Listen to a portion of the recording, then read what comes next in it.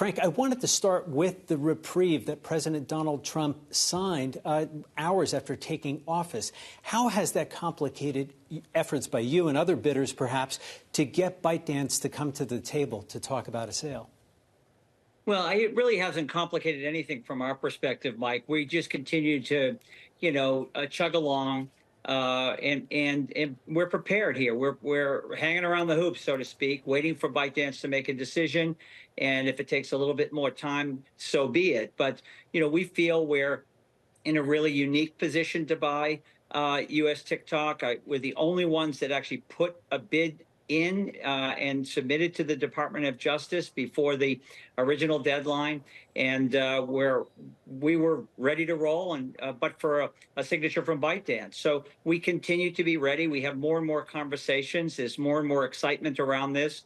We had a fabulous couple days in Davos where there was great excitement around the project. So, yeah, I remain optimistic, and I think we just have to give ByteDance time to sort this out. And but I believe they will. Buying U.S. TikTok without the Chinese technology is the way forward. What have you heard back from ByteDance in response to this offer? Have they been engaging much at all? And would President Donald Trump be in position to perhaps help you get them to really get the discussions going?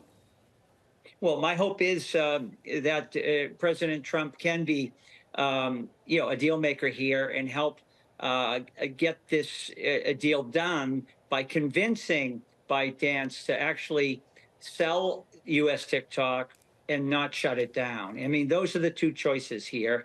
And ByteDance themselves have been pretty silent. I mean, they've acknowledged receipt of our offer, but I think, quite frankly, they're digesting everything. I think their hope originally was relief from the Supreme Court, which they did not get, as you well know. And now I think they're in a new reality. And so they're confronted with a shutdown or a sale.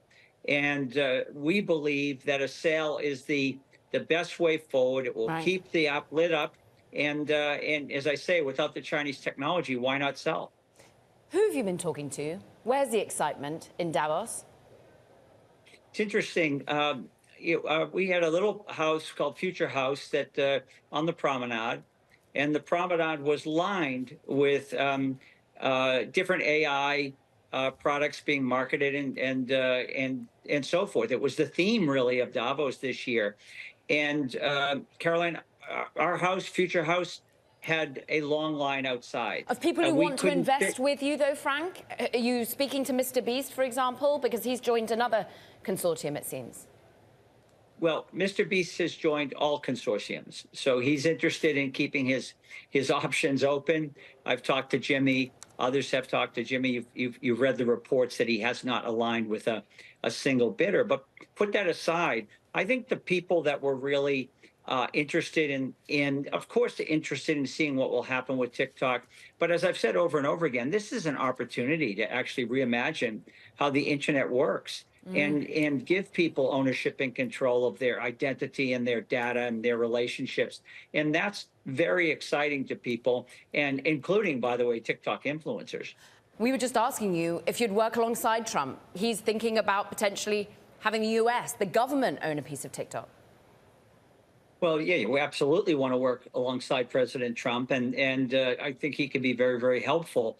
I do think ultimately the U.S. TikTok is going to be in the hands of the private sector and totally disentangled from the Chinese technology. I think that's really clear in the legislation, and was made doubly clear on pages 5 and 6 of the Supreme Court decision, that their Congress is looking for a complete disentanglement. And that's, Caroline, what puts us in a unique position, because we have the tech stack. We've been building it for the last 5 years to move the user base and the data onto.